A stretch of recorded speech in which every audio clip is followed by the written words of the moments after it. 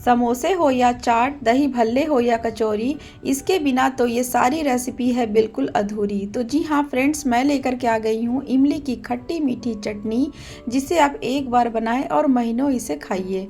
तो फ्रेंड्स, अभी ऐसे भी रमज़ान का समय चल रहा है और अभी होली भी आने वाली है, तो आप इसे पहले से ही बना करके रख दीजिए कांच के एयर टाइट कंटेनर में, और आप इसे बहुत सारी चीज़ों में आप इस्तेमाल कर सकते हैं। तो फ्रेंड्स, चलिए फिर बिना देर किए हम रेसिपी को शुरू करते हैं। वीडियो शुरू करने से पहले आप सबसे एक रिक्वेस्ट है कि अगर आपने मेरे चैनल को अभी तक सब्सक्राइब नहीं किया तो प्लीज़ चैनल को सब्सक्राइब कर लीजिएगा।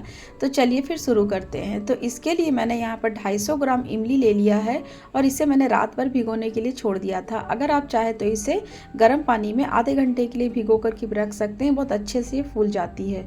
तो देखिए, मैंने इस तरीके से इमली को अच्छे से मसल करके इसे अच्छे से मिक्स कर लिया है, क्योंकि इसके सारे पल्प्स हमें अच्छे से निकालना है। तो इसी तरीके से आप हाथों से ही मसल करके इसके पल्प्स को निकालिएगा। तो देखिए कितना सारा पल्प हमारा यहाँ पर निकल गया है। चलिए अब हम इसे स्टेन कर लेते हैं। तो मैंने एक बड़े बर्तन में एक छलनी रखा और छलनी के ऊपर हम इन इमली को डालेंगे और इसी तरीके से हम डाल करके हाथों से अच्छे से इसे मसल करके इसके पल्प को बाहर कर लेंगे। ऐसा करने से क्या होता है ना कि मोटे मोटे चंक्स जो होते हैं ना वो छलनी में रह जाते हैं और हमारा पानी जो होता है इमली का वो बहुत अच्छे से निकल करके आ जाता है। इस चटनी को बनाने में ज़्यादा समय नहीं लगता है, बस जो थोड़ा बहुत समय यहाँ पर लगता है बस इमली को पल्प को इस तरीके से निकालने में ही लगता है। तो फ्रेंड्स, यहाँ पर आप पेशेंसली आराम से इस तरीके से निकाल लीजिए। तो देखिए यहाँ पर सारे पल्प हमारे कटोरे में आ गए हैं और हम यहाँ पर थोड़ा सा पानी डाल करके बचे खुचे जो भी पल्प्स होंगे ना उसे अच्छे से निकाल लेंगे और इतना सारा वेस्ट हमारा बच गया है। इसे आप चाहे तो किसी बर्तन वगैरह को साफ़ करने में रख सकते हैं या फिर इसे डिस्कार्ड कर सकते हैं। तो मैंने इसे डिस्कार्ड कर दिया था। यहाँ पर हमारा इमली का पल्प तो निकल गया। चलिए हम आगे की भी तैयारी देखते हैं। तो मैंने एक कढ़ाई लिया है और यहाँ पर मैंने इमली का पानी को इसमें डाल दिया है। कोशिश कीजिएगा कि आप स्टील के बर्तन में ही बनाएं, कोई एल्युमिनियम या फिर लोहे की कढ़ाई में ना बनाएं, क्योंकि खट्टी चीज़ें अगर उसमें हम डालेंगे तो वो थोड़ा सा रिएक्ट करती है। और इसके बाद हम यहाँ पर डालेंगे 250 ग्राम गुड़। यहाँ पर मैंने 250 ग्राम इमली लिया था तो मैंने यहाँ पर 250 ग्राम गुड़ लिया है। ऐसे इस चटनी में बनाने के लिए हमें थोड़ा सा मीठा ज़्यादा चाहिए, तो मैं आगे यहाँ पर चीनी का इस्तेमाल करने वाली हूँ, तो इसलिए मैंने यहाँ पर 250 ग्राम गुड़ लिया है। और इसके बाद इसे आप लगातार थोड़ी देर के लिए इस तरीके से मिक्स कर लीजिएगा, नहीं तो तले में जब गुड़ सटेंगी ना तो हो सकता है वो नीचे से जलने लगे। वैसे तो गुड़ को मेल्ट होने में ज़्यादा समय नहीं लगता है, आप 1 से 2 मिनट में इस तरीके से मिक्स कीजिए, वो बड़ी आसानी से मेल्ट हो जाते हैं। इसके बाद हम इसे उबलने के लिए छोड़ देंगे। और इधर हम एक मसाला बनाएंगे। तो इसके लिए मैंने एक पैन में 1 टेबल स्पून जीरा ले लिया है, 1/2 table spoon black pepper, 1/2 table spoon सौंफ ले लिया है और इन तीनों को हम बढ़िया से भून लेंगे। इसे हमें तब तक भूनना है जब तक कि इसका फ्रेगनेंस बाहर ना आ जाए। तो देखिए मसाले से अच्छी सी खुशबू आ रही है। अब हम इसे बंद कर देंगे और इसके बाद हम इसे एक मिक्सर जार में डाल देंगे। अब इनको पहले हम अच्छे से ठंडा कर लेंगे, उसके बाद हम इसे ग्राइंड करेंगे। तो जैसे ही मसाले ठंडे हो जाएंगे तब हम इसे ग्राइंड कर लेंगे। तो देखिए मैंने यहाँ पर सारी चीज़ों को बढ़िया से ग्राइंड कर लिया है। तो इधर हम एक बार हम इमली की चटनी को भी देख लेते हैं। तो देखिए यहाँ पर काफ़ी अच्छे से उबल रही है हमारी चटनी। एक बार हम इसे बढ़िया से चला लेंगे और इसके किनारे में आप फेन जैसा देख रहे होंगे ना, ये इम्प्यूरिटीज़ है, इसे हमें निकालना ज़रूरी होता है। तो मैंने देखिए इस तरीके से इसे अच्छे से निकाल लिया है। इसे आप ज़रूर निकालिएगा, ये इम्प्यूरिटीज़ होती है जो बिल्कुल भी हमारे सेहत के लिए अच्छी नहीं होती है।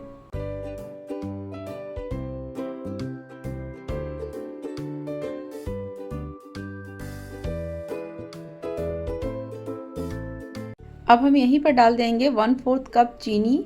अगर आप चीनी ना डालना चाहें तो आप उसी समय गुड़ को बढ़ा लीजिएगा और इसके बाद हम इसे मिक्स करेंगे। इसे भी हम थोड़ी देर के लिए मिक्स कर लेंगे जब तक कि चीनी हमारा बढ़िया से मेल्ट ना हो जाए। चीनी जब हमारा बढ़िया से मेल्ट हो जाएगा तब हम यहाँ पर 1 से 2 उबाल लगा लेंगे। उसके बाद हम प्रिपेयर्ड किया हुआ मसाला डालेंगे। साथ में डालेंगे 1/2 tablespoon red chilli, 1/2 tablespoon Kashmiri red chilli, 1 teaspoon salt and 1 teaspoon black salt. और अब इन सबको हम बढ़िया से मिक्स कर देंगे। यहाँ पर आप चाहे तो रेड चिली को अवॉइड कर सकते हैं।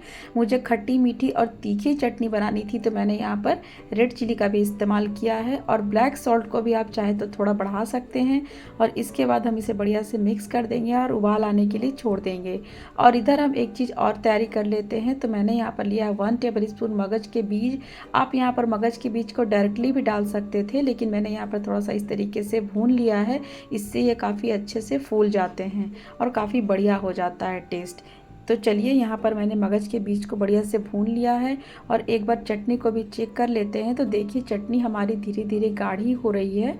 तो अब हम यहाँ पर डाल देंगे हाफ टेबल स्पून सौंठ का पाउडर, जिसे आप ड्राई जिंजर पाउडर भी कह सकते हैं। साथ में यहाँ पर पिंच ऑफ गरम मसाला और साथ में 1 टेबल स्पून मगज के सीड्स। अब इन सबको हम बढ़िया से मिक्स कर देंगे।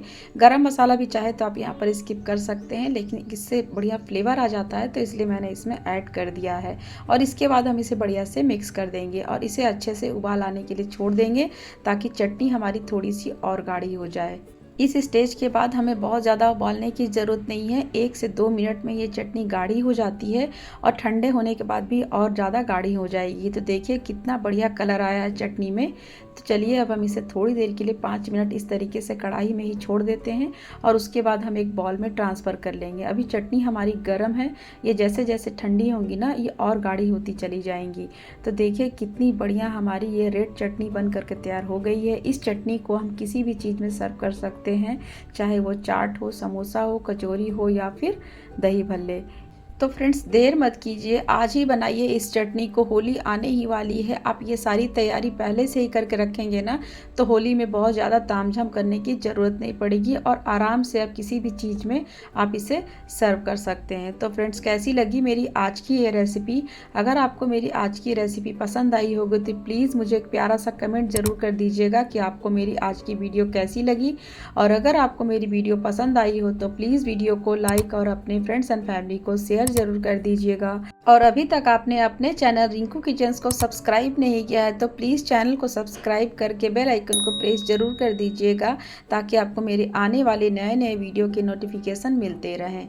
तो लीजिए, मैंने तो इमली की चटनी को एयर टाइट कंटेनर में बंद करके रख दिया है होली के लिए। तो फ्रेंड्स आप कब बना रहे हैं मुझे ये भी कमेंट करके ज़रूर बताइएगा। होली के लिए मैं और भी बहुत सारी रेसिपीज़ लेकर के आने वाली हूँ, तो चैनल पर बने रहिएगा। और अगर आपको होली की कोई स्पेशल रेसिपीज़ की क्वेरीज है तो प्लीज़ मुझे बता सकते हैं, मैं उस रेसिपी को ज़रूर शेयर करूँगी। मैं रिंकू मिलती हूँ एक ऐसी ही आसान सी रेसिपी के साथ। तब तक के लिए thanks for watching, take care, bye bye.